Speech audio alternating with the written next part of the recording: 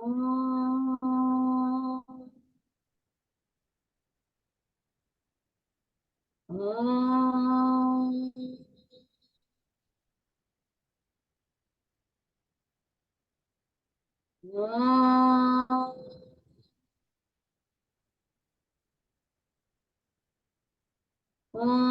नमो भगवते वासुदेवाय।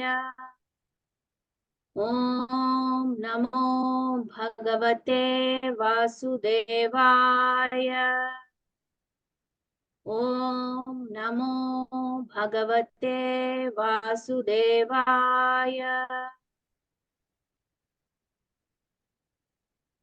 ॐ गुरुर्ब्रह्मा गुरुर्विष्णु गुरुर्देवो महेश्वरः गुरु साक्षात् परब्रह्म तस्मै श्री गुरवे नमः।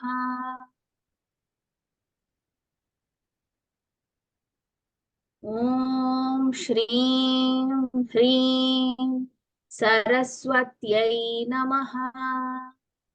ॐ श्रीं ह्रीं सरस्वत्यै नमः। ॐ श्रीं ह्रीं सरस्वत्यै नमः।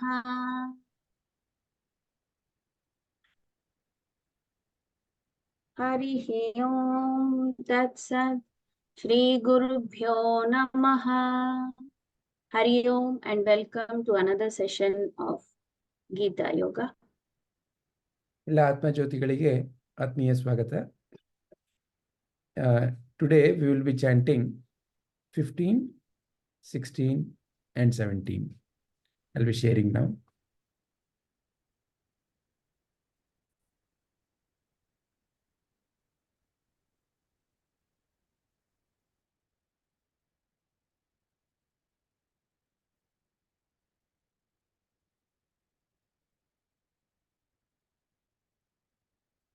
So as you know, you will be hearing Padmaji's voice and then my voice repeating. When my voice is repeating, you can also please repeat. And please do it loudly so that you can clearly hear each and every sound. ಪ್ರತಿಯೊಂದು ಶಬ್ದದ ಉಚ್ಚಾರಣೆ ಕೇಳಿಸಿದ್ರೆ ತಮಗೆ ಬಹಳ ಒಳ್ಳೆಯದು. ಹಾಗಾಗಿ mute ಮಾಡಿಕೊಂಡು ಜೋರಾಗಿ ಹೇಳಿ.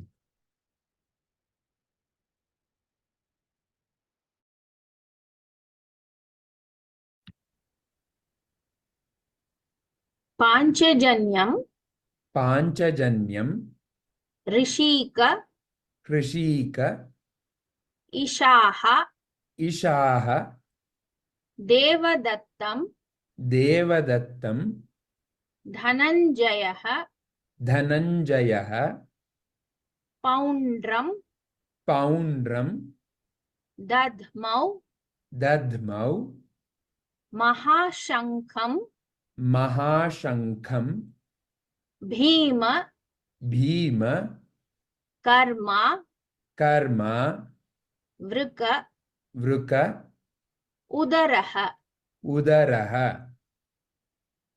पांचजन्यं ऋषिकेशो पांचजन्यं हृषीकेशो देवदत्तं धनञ्जयः देवदत्तं धनञ्जयः पौण्ड्रं दध्मौ महाशङ्खं पौण्ड्रं दध्मौ महाशङ्खं भीमकर्मावृकोदरः भीमकर्मा वृकोदरः पांचजन्यं ऋषिकेशो देवदत्तं धनञ्जयः पांचजन्यं हृषीकेशो देवदत्तं धनञ्जयः पौण्ड्रं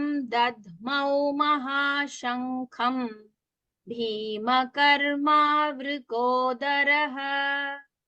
पौण्ड्रं दध्मौ महाशङ्खं भीमकर्मा वृकोदरः पाञ्चजन्यं ऋषिकेशो देवदत्तं धनञ्जयः पौण्ड्रं दध्मौ महाशङ्खं भीमकर्मावृकोदरः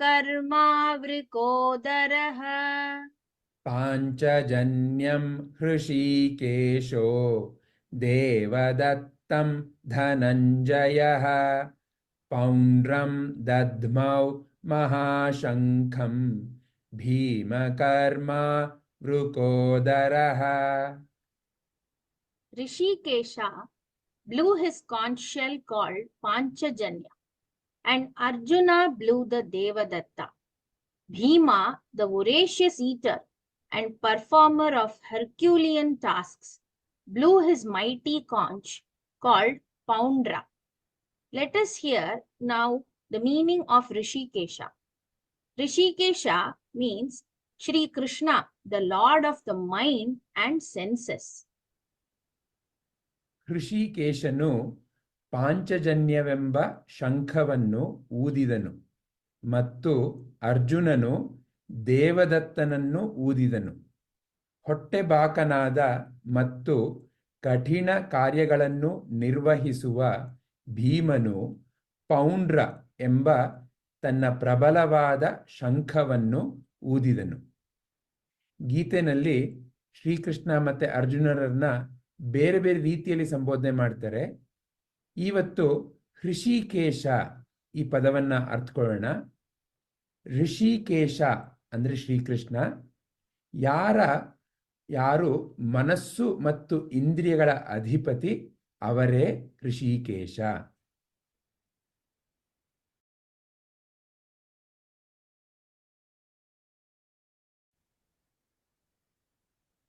ಅನಂತ ಅನಂತ ವಿಜಯಂ ವಿಜಯಂ ರಾಜ ರಾಜ ಕುಂತಿ ಕುಂತಿ ಪುತ್ರಃ ಪುತ್ರಃ ಯುಧಿಷ್ಠಿರಃ ಯುಧಿಷ್ಠಿರಃ ನಕುಲಃ ನಕುಲಃ ಸಹದೇವಃ ಸಹದೇವಃ ಚ ಚ ಸುಘೋಷ ಸುಘೋಷ ಮಣಿಪುಷ್ಪಕೌ ಮಣಿಪುಷ್ಪಕೌ.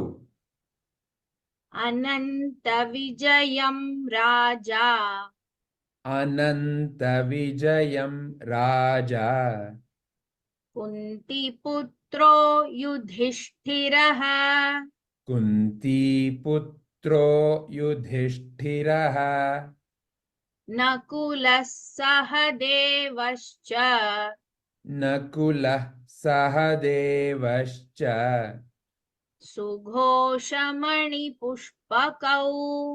ಸುಘೋಷ ಮಣಿಪುಷ್ಪಕೌ. ಅನಂತ ವಿಜಯಂ ರಾಜ ಕುಂತಿಪುತ್ರೋ ಯುಧಿಷ್ಠಿರಃ ಅನಂತ ವಿಜಯಂ ರಾಜ ಕುಂತಿಪುತ್ರೋ ಯುಧಿಷ್ಠಿರಃ ನಕುಲಃ ಸಹದೇವಶ್ಚ ಸುಘೋಷಮಣಿಪುಷ್ಪಕೌ ನಕುಲಃ ಸಹದೇವಶ್ಚ ಸುಘೋಷ ಮಣಿಪುಷ್ಪಕೌ. ಅನಂತ ವಿಜಯಂ ರಾಜ ಕುಂತಿಪುತ್ರೋ ಯುಧಿಷ್ಠಿರಃ ನಕುಲಃ ಸಹದೇವಶ್ಚ ಸುಘೋಷಮಣಿಪುಷ್ಪಕೌ. ಅನಂತ ವಿಜಯಂ ರಾಜ ಕುಂತಿಪುತ್ರೋ ಯುಧಿಷ್ಠಿರಃ ನಕುಲಃ ಸಹದೇವಶ್ಚ ಸುಘೋಷ ಮಣಿಪುಷ್ಪಕೌ. King Yudhishthira blew the Ananta Vijaya, while Nakula and Sahadeva blew the Sughosha and Mani Pushpaka. ರಾಜ ಯುಧಿಷ್ಠಿರನು ಅನಂತ ವಿಜಯವನ್ನು ಊದಿದನು. ನಕುಲ ಮತ್ತು ಸಹದೇವರು ಸುಘೋಷ ಮತ್ತು ಮಣಿಪುಷ್ಪಕವನ್ನು ಊದಿದರು.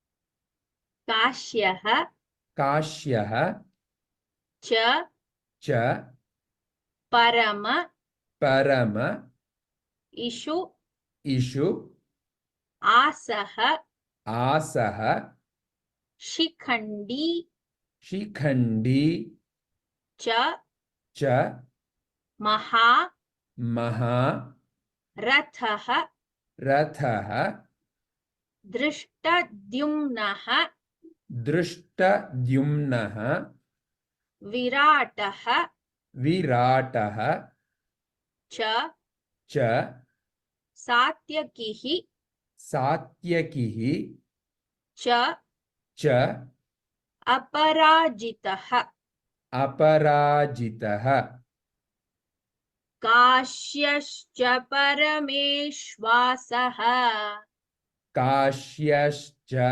परमेश्वासः शिखण्डी च महारथः शिखण्डी च महारथः धृष्टद्युम्नो विराटश्च दृष्टद्युम्नो विराटश्च सात्यकिश्चापराजितः सात्यकिश्चापराजितः काश्यश्च परमेश्वासः शिखण्डी च महारथः काश्यश्च परमेश्वासः शिखण्डी च महारथः धृष्टद्युम्नो विराटश्च सात्यकिश्चापराजितः दृष्टद्युम्नो विराटश्च सात्यकिश्चापराजितः काश्यश्च परमेश्वासः शिखण्डी च महारथः धृष्टद्युम्नो विराटश्च सात्यकिश्चापराजितः काश्यश्च परमेश्वासः शिखण्डी च महारथः दृष्टद्युम्नो विराटश्च सात्यकिश्चापराजितः The excellent archer and king of Kashi, the great warrior Shikhandi, Drishtadhyumna, Virata, and the invincible Satyaki. ಅತ್ಯುತ್ತಮ ಬಿಲ್ಲುಗಾರ ಮತ್ತು ಕಾಶಿಯ ರಾಜ ಮಹಾಯೋಧ ಶಿಖಂಡಿ ದೃಷ್ಟದ್ಯುಮ್ನ ವಿರಾಟ ಮತ್ತು ಅಜೇಯ ಸಾತ್ಯಕಿ.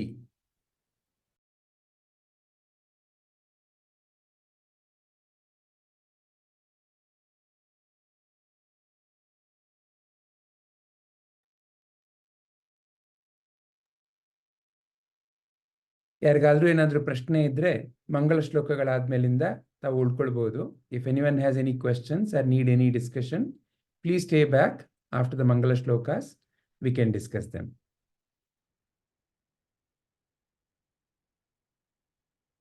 ಓಂ ಅಸತೋ ಮಾ ಸದ್ಗಮಯ ತಮಸೋ ಮಾ ಜ್ಯೋತಿರ್ಗಮಯ ಮೃತ್ಯೋರ್ಮಾ ಅಮೃತಂ ಗಮಯ.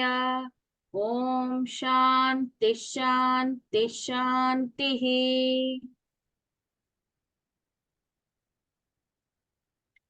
ಮೂಕಂ ಕರೋತಿ ವಾಚಾಲಂ ಪಂಗುಂ ಲಂಘಯತೆ ಗಿರಿಂ ಯತ್ಕೃಪಾತಮಹಂ ವಂದೇ ಪರಮಾನಂದ ಮಾಧವಂ. ಲೋಕಾಃ ಸಮಸ್ತಾಃ ಸುಖಿನೋ ಭವಂತು. ಲೋಕಾಃ ಸಮಸ್ತಾಃ ಸುಖಿನೋ ಭವಂತು. ಲೋಕಾಃ ಸಮಸ್ತಾಃ ಸುಖಿನೋ ಭವಂತು. ಹರಿಃ ಓಂ ತತ್ಸತ್. Shri Gurubhyo Namaha. Hari Om everyone, and thank you for joining today. ಎಲ್ಲರಿಗೂ ಧನ್ಯವಾದ. Hari Om. We'll see you in the next session. Hari Om. Hari Om. Hari Om, Vijay. Namaste, Amma. Hari Om. Thank you. Namaste. Hari Very Om. nice. Thank you. Thank you, Amma. Hari Om. Hari Om. Hari Om, namaste. Hari Om, Assalaji. Hari Om. Hari Om.